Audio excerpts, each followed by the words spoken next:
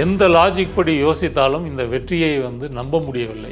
ஏன் நம்ப முடியலைன்னு சொல்கிறேன்னா, பீகாரில் வந்து தேனும் பாலும் ஓடுதா, இல்லை அங்கே வந்து இந்தியாவிலேயே வந்து ஏழைகள் அதிகம் வாழக்கூடியவங்க, வறுமை கோட்டு வந்து அதிகமாக வாழக்கூடிய மக்கள் பீகாரில் தான் இருக்கிறாங்க. மற்ற மனிதவள குறியீடுகள்லாம் எடுத்துக்கிட்டிங்கன்னு சொன்னால் எல்லாத்துலேயுமே பீகார் தான் வந்து கடைசியாக வருது. வேலைவாய்ப்பு குறைவு, அதனால் கணிசமான லட்சக்கணக்கான இளைஞர்கள் வந்து பல மாநிலங்களுக்கு படையெடுத்து போகிறாங்க, புலம்பெயர்ந்து போகிறாங்க. இப்படிப்பட்ட ஆட்சியை கொடுத்த நிதிஷ்குமார் எப்படி ஜெயிக்க முடியும்? இப்படிப்பட்ட ஒரு பொருளாதாரத்தை உருவாக்கி இருக்கிற நிதிஷ்குமாருக்கு எப்படி வந்து கொடுக்க முடியும்? மக்கள் ஓட்டு போடுவாங்க அப்படின்னு எந்த லாஜிக்கு யோசித்தாலும் வந்து இடிக்குது. அப்போ இந்த மாற்றம் எப்படி வந்ததுன்னு கேட்டிங்கன்னா, எஸ்ஐஆரில் வந்து கணிசமான அளவு வந்து கிட்டத்தட்ட 65 லட்சத்துக்கு மேற்பட்ட மக்கள் வந்து நீக்கப்பட்டிருக்கிறாங்க. ஒரு சில லட்சம் பேர் வந்து சேர்க்கப்பட்டிருக்காங்க. நீக்கப்பட்டவர்களில் இந்த மைனாரிட்டி ஓட்ஸு, முஸ்லீம்களாக இருக்கக்கூடிய ஓட்டுக்கள் வந்து அதிகம்.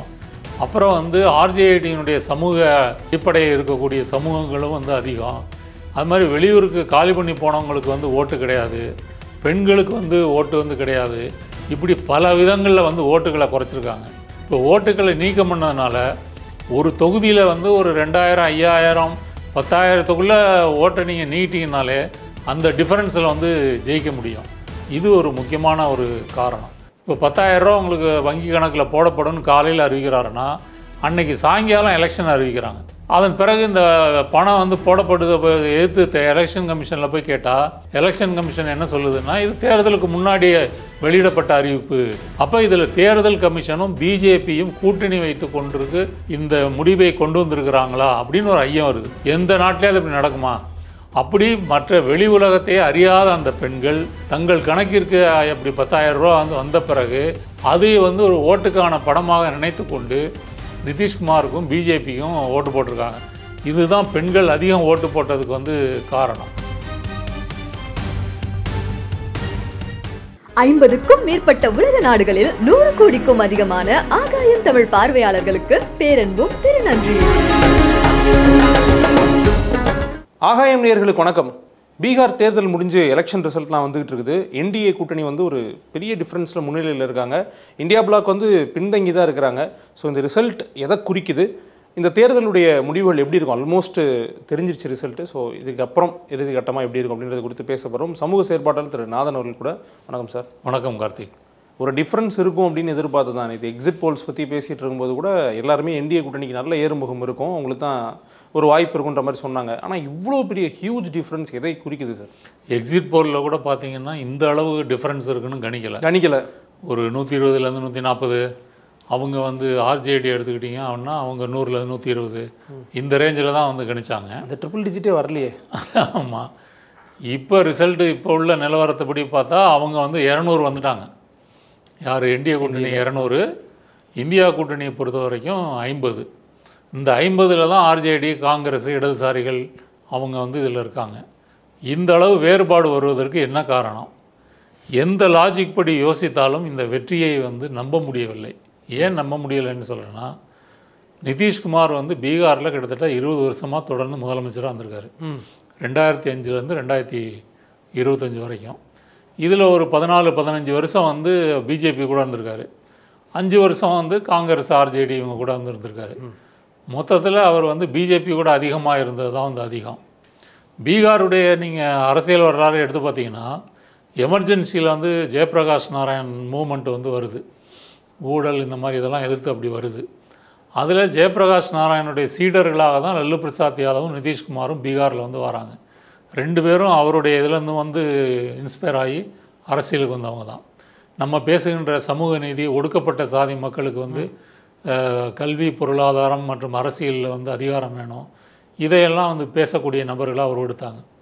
அதில் ஆரம்பத்தில் வந்து லல்லு வந்து ஸ்கோர் பண்ணுறாரு. லல்லு ஸ்கோர் பண்ணி அவர் வந்து 90 to 95 வந்து அவர் ஆட்சி செய்த போதே பீகாரில் வந்து சாதாரண ஏழைகளாக இருக்கட்டும், ஒடுக்கப்பட்ட மக்களாக இருக்கட்டும், இதற்கு முன்னாடி அரசாங்கம்னு சொல்லி நம்மளை நாடி வரலையே, இப்போ தான் நாடி வந்திருக்காங்க அப்படின்ற மாதிரி இருந்தாங்க. அப்போவே வந்து லல்லு பிரசாத் யாதவுக்கு எதிராக இந்த மேல் சாதி ஊடகங்கள், கார்ப்பரேட் ஊடகங்கள், அதே மாதிரி அப்பர் காஸ்டில் இருக்கக்கூடிய முக்கியமான தலைவர்கள் எல்லாருமே லல்லுவை குறி வச்சு இது பண்ணுறாங்க, விமர்சனம் பண்ணுறாங்க.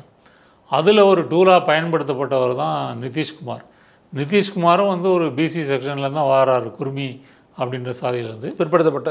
ஆமாம், அவரையும் வந்து பயன்படுத்திக்கிறாங்க. அப்புறம் பின்னாடி வந்து லல்லு பிரசாத் யாதவ் வந்து கால்நடை தீவன ஊழல் வழக்கில் அவரை சிக்க வச்சு அவர் அரசியலிலேயே வந்து கேள்விக்குள்ளாகிற வரைக்கும் வந்து செஞ்சாங்க. இவ்வளவுத்துக்கும் லல்லு பிரசாத் யாதவ் தான் அந்த கால்நடை தீவன ஊழலை வந்து விசாரிக்கிறதுக்கு கமிட்டியே போடுறாரு. அவர்கிட்ட வந்து சில அதிகாரிகள், நேர்மையான அதிகாரிகள் சொல்கிறாங்க, இது 30 வருஷமாக இந்த ஊழல் நடக்குது, என்னென்னு பாருங்கள், அப்படி தான் அவரை வந்து போடுறாரு. இப்படி இருக்கும்போது 2005லேருந்து 25 வரைக்கும் இருந்த நிதிஷ்குமார் வந்து ஆண்டதுனால பீகாரில் வந்து தேனும் பாலும் ஓடுதா, இல்லை அங்கே வந்து இந்தியாவிலேயே வந்து ஏழைகள் அதிகம் வாழக்கூடியவங்க, வறுமை கோட்டு வந்து அதிகமாக வாழக்கூடிய மக்கள் பீகாரில் தான் இருக்கிறாங்க. மற்ற மனிதவள குறியீடுகள்லாம் எடுத்துக்கிட்டிங்கன்னு சொன்னால் எல்லாத்துலேயுமே பீகார் தான் வந்து கடைசியாக வருது. வேலைவாய்ப்பு குறைவு, அதனால் கணிசமான லட்சக்கணக்கான இளைஞர்கள் வந்து பல மாநிலங்களுக்கு படையெடுத்து போகிறாங்க, புலம்பெயர்ந்து போகிறாங்க. இப்படிப்பட்ட ஆட்சியை கொடுத்த நிதிஷ்குமார் எப்படி ஜெயிக்க முடியும்? இப்படிப்பட்ட ஒரு பொருளாதாரத்தை உருவாக்கி இருக்கிற நிதிஷ்குமாருக்கு எப்படி வந்து கொடுக்க முடியும், மக்கள் ஓட்டு போடுவாங்க அப்படின்னு எந்த லாஜிக்கு யோசித்தாலும் வந்து இடிக்குது. ஆனால் சார், இந்த விமர்சனங்கள் வந்து எல்லாருமே வைக்கிறாங்க. இது மாதிரியான ஒரு விமர்சனம் இருக்குது, இல்லை இந்த எஸ்ஐஆர் தொடர்பான விமர்சனங்கள் இதோட சேர்த்து வைக்கிறாங்க. ஆனால் மக்கள் ஆதரவு இல்லைன்னு நம்ம சொல்ல முடியல சார். ஒரு பேர் ஆதரவு இருக்குது. அங்கே பிரதமர் பேசுகிறாரு, அவங்களுக்கு ஆதரவு. அமித்ஷா பேசுகிறாரு, ஆதரவு. அவங்களுடைய ஜேடியூ போய் பேசுகிறாங்க, அவங்களுக்கு ஆதரவு. என்ன இருந்தாலும் end of the day JDU வந்து ஒரு ரீஜனல் பார்ட்டியாகவும் பிஜேபியை வந்து ஓகே நம்ம இதுக்கு ஆதரவு தெரிவிக்கலாம் அப்படின்னு மக்கள் போதானே செய்கிறாங்க.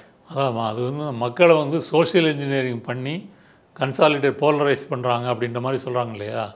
இப்போ ஆர்ஜேடி எடுத்துக்கிட்டிங்க அப்படின்னு சொன்னால் யாதவ் முஸ்லீம், இந்த ஓட்டு அங்கே வந்து கன்ஃபார்மாக அங்கே வந்து போலரைஸ் ஆகும். மற்ற சாதிகள் எல்லாம் வந்து பிஜேபி ஜேடியு வந்து இது பண்ணோம். இப்போ ரிசல்ட்டை பார்த்தீங்கன்னா யாதவர்கள் முஸ்லீம்கள் அதிகம் வாழக்கூடிய பகுதியிலேயே பிஜேபி ஜேடியு வந்திருக்கு. அது எப்படி வர முடியும்? நீங்கள் சொல்கிற லாஜிப்படி பார்த்தா அங்கே தோக்கணும் இல்லை, அங்கே வந்து இவங்க தானே ஜெயிக்கணும், தேஜஸ்வி யாதவ் கட்சியும் காங்கிரஸும் தானே வந்து ஜெயிக்கணும். அப்போ இந்த மாற்றம் எப்படி வந்ததுன்னு கேட்டிங்கன்னா, எஸ்ஐஆரில் வந்து கணிசமான அளவு வந்து கிட்டத்தட்ட 65 லட்சத்துக்கு மேற்பட்ட மக்கள் வந்து நீக்கப்பட்டிருக்கிறாங்க. ஒரு சில லட்சம் பேர் வந்து சேர்க்கப்பட்டிருக்காங்க. நீக்கப்பட்டவர்களில் இந்த மைனாரிட்டி ஓட்ஸு, முஸ்லீம்களாக இருக்கவங்களுடைய ஓட்டுக்கள் வந்து அதிகம். அப்புறம் வந்து ஆர்ஜேடியினுடைய சமூக அடிப்படையில் இருக்கக்கூடிய சமூகங்களும் வந்து அதிகம். அது மாதிரி வெளியூருக்கு காலி பண்ணி போனவங்களுக்கு வந்து ஓட்டு கிடையாது, பெண்களுக்கு வந்து ஓட்டு வந்து கிடையாது. இப்படி பல விதங்களில் வந்து ஓட்டுகளை குறைச்சிருக்காங்க. இப்போ ஓட்டுகளை நீக்கம் பண்ணதுனால ஒரு தொகுதியில் வந்து ஒரு 2000, 5000, 10,000த்துக்குள்ளே ஓட்டை நீங்கள் நீட்டிங்கனாலே அந்த டிஃபரன்ஸில் வந்து ஜெயிக்க முடியும். இது ஒரு முக்கியமான ஒரு காரணம். அடுத்தது, எலெக்ஷன் அறிவிக்கிறதுக்கு முன்னாடி நிதிஷ்குமார் வந்து பெண்களை கவருவதற்காக 3 திட்டங்கள் அறிவிக்கிறார். ஒன்று வந்து உங்கள் அக்கௌண்ட்டில் 10,000 ரூபா பணம் போடுவோம், ஒன் டைமாக போடுவோம். அதன் பிறகு உங்களுக்கு டேப்லெட் வாங்குறதுக்கு பணம் கொடுப்போம், இது ஸ்மார்ட் ஃபோன் வாங்குறதுக்கு உங்களுக்கு பணம் கொடுப்போம். இந்த அறிவிப்புகளெல்லாம் வெளியிடுறாரு. இப்போ 10,000 ரூபா உங்களுக்கு வங்கி கணக்கில் போடப்படும்னு காலையில் அறிவிக்கிறாருன்னா அன்னைக்கு சாயங்காலம் எலெக்ஷன் அறிவிக்கிறாங்க. அதன் பிறகு இந்த பணம் வந்து போடப்படுது எதிர்த்து எலெக்ஷன் கமிஷனில் போய் கேட்டால் எலெக்ஷன் கமிஷன் என்ன சொல்லுதுன்னா, இது தேர்தலுக்கு முன்னாடியே வெளியிடப்பட்ட அறிவிப்பு. அப்போ இதில் தேர்தல் கமிஷனும் பிஜேபியும் கூட்டணி வைத்து கொண்டிருக்கு இந்த முடிவை கொண்டு வந்திருக்கிறாங்களா அப்படின்னு ஒரு ஐயம் வருது.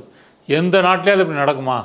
அப்போ அதாவது நிதிஷ்குமார் கவர்மெண்ட்டுக்கு வந்து தேர்தல் வந்து இன்றைக்கி சாயங்காலம் அறிவிப்பு தானங்கன்னு தெரிஞ்ச பிறகு தான் எப்படியாவது நம்ம வந்து இப்போ மகளிர் ஓட்டை வந்து கவர வேண்டும் அப்படின்னு சொல்லி வந்து காலையில் அறிவிக்கிறாங்க. அறிவித்து அதே மாதிரி வந்து கொடுக்குறாங்க. நீங்கள் மற்ற ஸ்டேட்டில் எதிர்க்கட்சிகள் அந்த மாதிரி ஒரு திட்டம் அறிவித்து எலெக்ஷனுக்கு முன்னாடி, எலெக்ஷனுக்கு பிறகு அதை அமல்படுத்துகிறதா தேர்தல் கமிஷன் வந்து ஒத்துக்குமா? தடுத்து நிறுத்தும். நீங்கள் அப்படி கொடுக்கக்கூடாது அப்படின்றத வந்து சொல்லும். இந்த வகையில் இப்போ பீகாரை பொறுத்த வரைக்கும் இந்த போலிங் பெர்சன்டேஜ் என்ன சொல்கிறாங்கன்னு சொன்னால், 1951க்கு பிறகு மிக அதிகமாக வாக்கு பதிவானது வந்து இந்த தேர்தலில் தான் அப்படின்னு சொல்கிறாங்க. கிட்டத்தட்ட 67%, 67-68%. அதில் வந்து ஆண்களை விட பெண்கள் வந்து ஒரு 4-5% அதிகம் போட்டிருக்கிறாங்க. ஆனால் நீங்கள் மொத்த எலக்ட்ரல் ஸ்ட்ரென்த்தை பார்த்தீங்கன்னா ஆண்கள் அதிகம், பெண்கள் குறைவு. அப்போ குறைவாக இருக்கக்கூடிய பெண்கள் வந்து ஏன் அதிகம் வாக்கு போடுறாங்க அப்படின்னு சொன்னால், இந்த 10,000 ரூபா வந்து வேலை செஞ்சுருக்கு. தமிழ்நாடு போன்ற மாநிலங்களில் வந்து ஆளுங்கட்சி எதிர்கட்சி 500 கொடுக்குது, 1000 கொடுக்குது, ஓட்டுக்கு வந்து இல்லீகலாக கொடுக்குறாங்க, கொடுத்து வந்து ஓட்டை வந்து விலைக்கு வாங்குறாங்க அப்படின்னு நம்ம வந்து சொல்கிறோம்.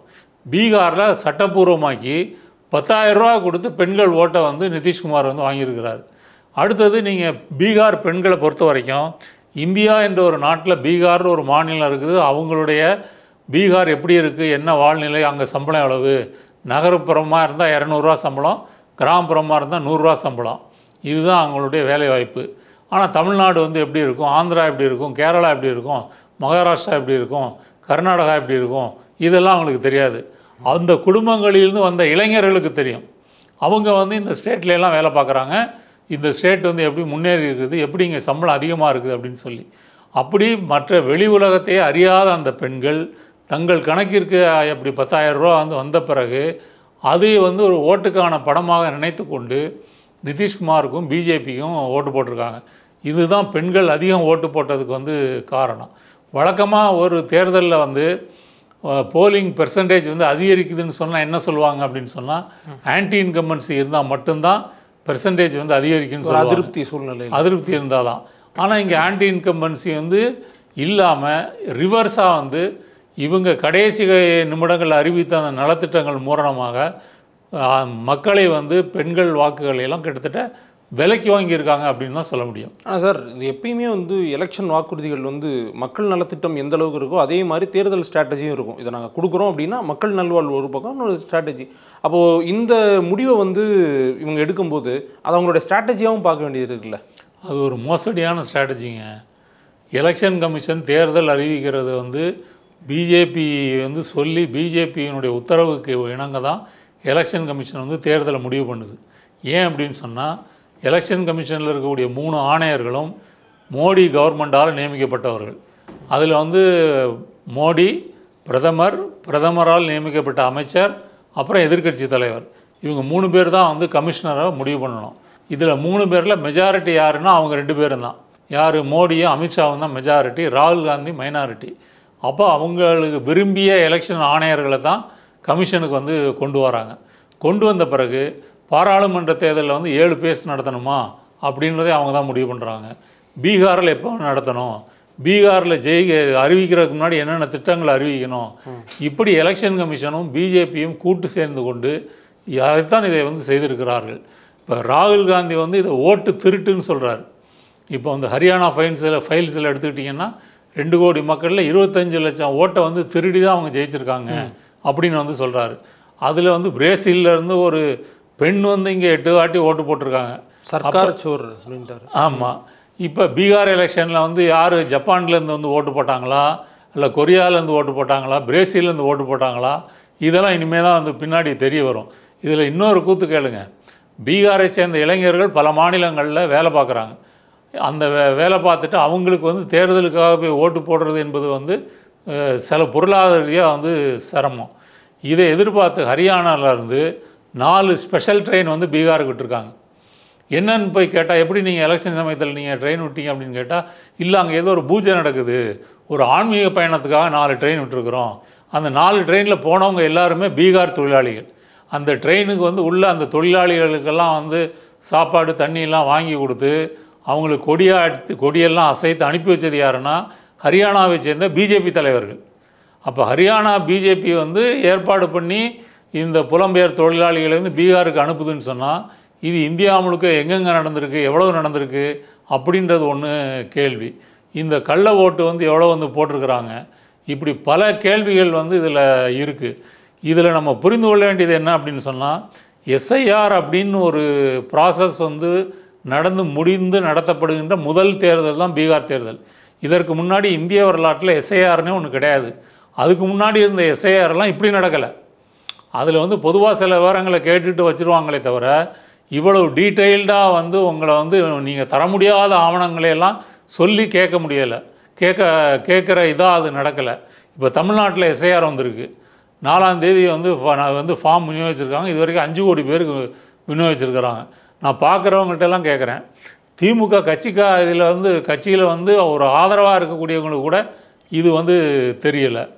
அதில் கேட்டிருக்கக்கூடிய விவரங்கள் இருக்குது, அம்மாவுடைய நம்பரு, அம்மா அப்பாவுடைய டாக்குமெண்ட்ஸு, இது வந்து தெரியலை.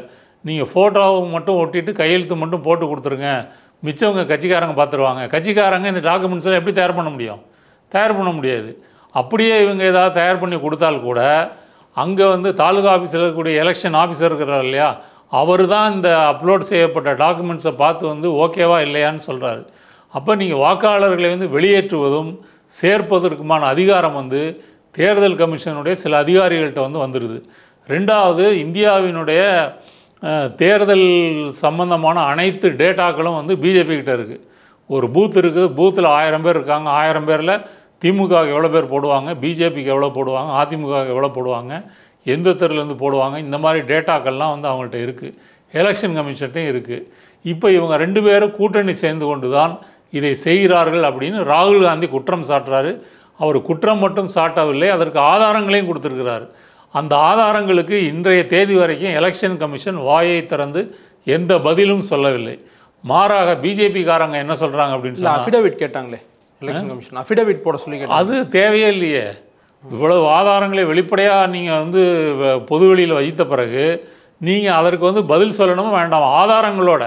ஆதாரங்களோட பொதுவெளியில் வைக்கப்பட்ட குற்றச்சாட்டுகள். இப்போ அந்த பிரேசில் அந்த பெண் வந்து 8 இடத்துல ஓட்டு போட்டிருக்காங்க. இந்த இது வந்து தேர்தல் கமிஷன் பதில் சொல்லணுமா வேண்டாமா? இல்லை, அவங்க வந்து என்னென்னா குற்றச்சாட்டை விட்டுருங்க, நீங்கள் லீகலாக மூவ் பண்ணுங்க அப்படின்ற. சரி, லீகலாக நம்ம சுப்ரீம் கோர்ட்டில் போய் நம்ம எவ்வளவு இது போட்டிருக்கிறோம். போன தேர்தலில் வந்து ஒரு ஃபேஸில் வந்து எவ்வளவு போலிங் பெர்சன்டேஜ் என்ன டேட்டான்றது எப்போ வெளியிட்டாங்க? கிட்டத்தட்ட 1 வாரம், 10 நாள், 7 நாள், அதுவும் கடைசி ஜூலை 4 முடியும் போது வந்து மொத்த டேட்டாவும் வரவே இல்லை. இதை எடுத்து சுப்ரீம் கோர்ட்டில் வந்து வழக்கு போடுறாங்க. நீங்கள் 2019 டேட்டா கொடுக்கல அப்படின்னு சொல்கிறாங்க. இதெல்லாம் கேட்டபோது எலெக்ஷன் கமிஷனுக்கு ஆதரவாக உச்சநீதிமன்றம் என்ன சொல்லிச்சுன்னா, நீங்கள் ஒரே அடியாக எலெக்ஷன் கமிஷனுடைய இதை வந்து நீங்கள் நம்பகத்தன்மை வந்து கேள்விக்குள்ளாக்காதீங்க, அவங்க தருவாங்க, அவங்க வந்து இத்தனாம் தேதிக்குள்ளே டேட்டா தரணும், இப்படி வந்து சொல்கிறாங்க. ரெண்டாவது, மோடி அமித்ஷா வந்து வெறுப்பு பேச்சுகளை வந்து 24 தேர்தலில் வந்து எல்லா மாநிலங்கள்லையும் பேசுகிறாரு. இதை எதிர்த்து எலெக்ஷன் கமிஷனில் வந்து கம்ப்ளைண்ட் கொடுக்கப்பட்டதா இல்லையா? கொடுத்தாங்க. ஆனால் இந்த வெறுப்பு பேச்சுகளுக்காக மோடியும் அமித்ஷாவும் அவங்க தண்டிக்கப்பட்டாங்களா? அவங்க பிரச்சாரத்திலிருந்து தடை செய்யப்பட்டார்களா? எதுவும் நடக்கலை. ஏன் இந்த தேர்தலே எடுத்துக்கலாம், இந்த தேர்தலில் அப்படி தான் பேசியிருக்காங்க. அதில் மோடி வந்து நம்ம தமிழ்நாட்டை வந்து என்ன சொன்னார்? பீகார் தொழிலாளிகளை இங்கே இருக்கக்கூடிய திமுக அரசு வந்து கொடுமைப்படுத்துகிறது, இப்படி சொன்னாரா இல்லையா? இப்படி ஒரு பிரதமரே வந்து பேச முடியும் அப்படின்னு சொன்னால், ஒரு தெருமுனை கூட்டத்தில் சாதாரண பிஜேபிக்காரன் வந்து எந்த அளவுக்கு பேசுவான்?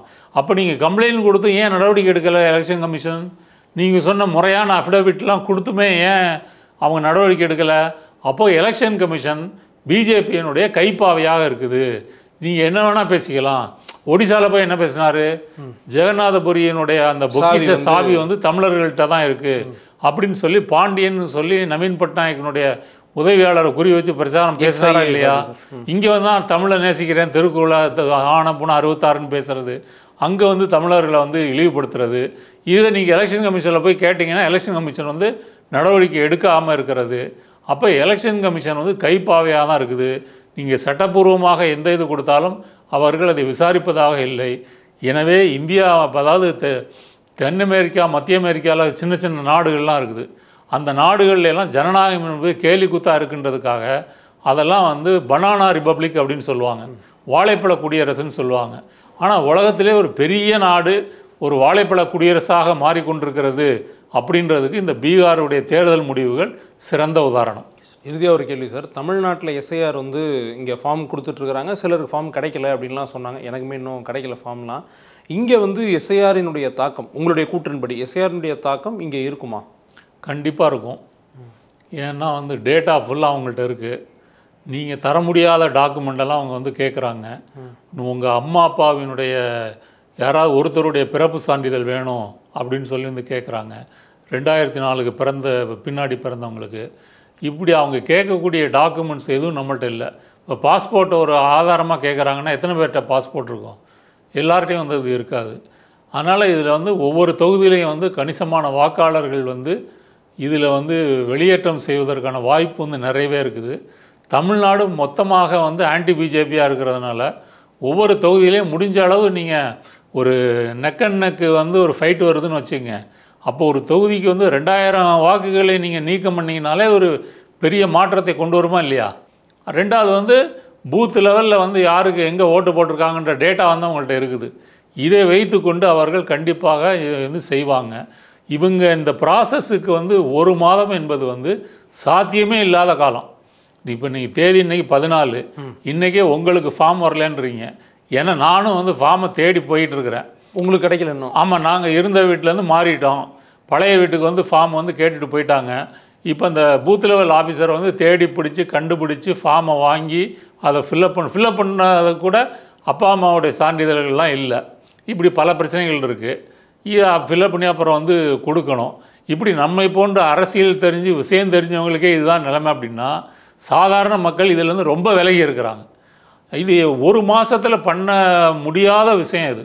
இதை இவங்க சொல்கிற இந்த எஸ்ஐஆர் பண்ணணும் அப்படின்னு சொன்னால் ஒரு 6 மாதம் 8 மாதம் வந்து டைம் எடுத்துக்கிட்டு பொறுமையாக வந்து மக்களுக்கு விளம்பரம்லாம் போட்டு சொல்லி கொடுத்து இது எப்படி நீங்கள் கண்டுபிடிக்கணும், என்ன டாக்குமெண்ட்ஸு, நீங்கள் கவர்மெண்ட் அஃபிஷியல்கிட்டருந்து எப்படி வந்து அதை நீங்கள் வாங்கணும், இருப்பிட சான்றிதழ் எப்படி வாங்கணும், இப்படி பல விதமான விழிப்புணர்வு பிரச்சாரங்கள், வீடியோக்கள், விளம்பரங்கள்லாம் செஞ்சு அப்படி தான் இதை செய்ய முடியுமே தவிர 1 மாதத்தில் செய்ய முடியாது.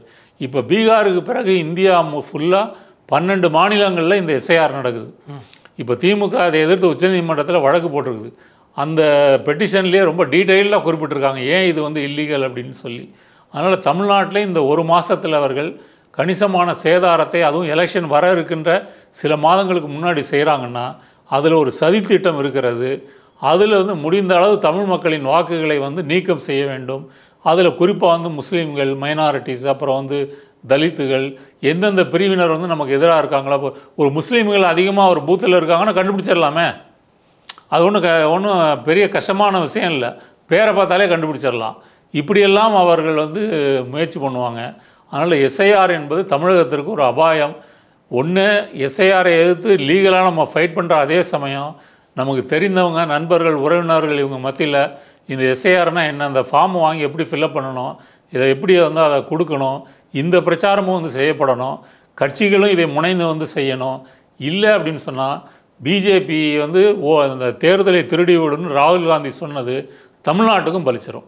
ஆனால் சார், இந்த எஸ்ஐஆரில் கேட்கப்படக்கூடிய கேள்விகள், நம்ம கொடுக்க வேண்டிய ஆவணங்கள், இது கொஞ்சம் ப்ராசஸ் கொஞ்சம் பெருசாக இருக்குது. இது வந்து ஒரு ஒரு சாதாரண எளிய மக்கள்கிட்ட ஒரு அலட்சியத்தை ஏற்படுத்தாதா? இது எதுக்கு பண்ணணும், அது வந்து அப்படியே வந்து இது எதுக்கு ஓட்டு போடணும் அப்படின்ற அலட்சியம் வந்துடுறதா? நம்ம ஊரில் ஏற்கனவே அந்த சிக்கல். அலட்சியத்தை விடுங்க, அவங்களுக்கு இந்த விஷயமே தெரியாது, ரிவிஷனே தெரியாது. இதெல்லாம் செய்யலைன்னா நமக்கு ஓட்டு கிடையாது அப்படின்றதே தெரியாது. ஏதோ ஃபார்ம் கொடுத்துருக்காங்களாம், கையெழுத்து போட்டு கொடுக்க சொல்லியிருக்காங்க, அவ்வளோதானே தவிர அதில் லேட்டஸ்ட்டு ஃபோட்டோ ஒட்டணும், இந்த டாக்குமெண்ட்ஸ் ஒட்டணும், உங்கள் உறவினருடைய டீட்டெயில்ஸை வந்து அனுப்பணும், அதில் வந்து ஃபில்லப் பண்ணணும், இது எதுவுமே அவங்களுக்கு வந்து தெரியாது. அங்கே இருக்கிற கட்சிக்காரங்க ஏதாவது உதவி பண்ணால் அதை வந்து செய்வதற்கு வாய்ப்பு இருக்கிறதே தவிர மற்றபடி அந்த மக்களே செய்வதற்கு இது வாய்ப்பு வந்து இல்லை. இப்போ நீங்கள் வந்து இப்போ மதுரையிலேருந்து ஒருத்தர் வந்து வேலைக்காக சென்னைக்கு வந்திருக்காரு. அவங்க அப்பா அம்மாவும் இல்லை. இப்போ வீட்டில் வந்து பார்த்துட்டு இல்லைன்னு சொல்லிட்டு பூத் ஆஃபீஸர் போயிடுறாரு. போய் ரிமூவ் பண்ணிட்டாருன்னா இவர் என்ன பண்ணுவார்? இப்போ ஒரு ஓட்டு வாங்கணுன்னா சென்னையிலேருந்து மதுரைக்கு போகணும்.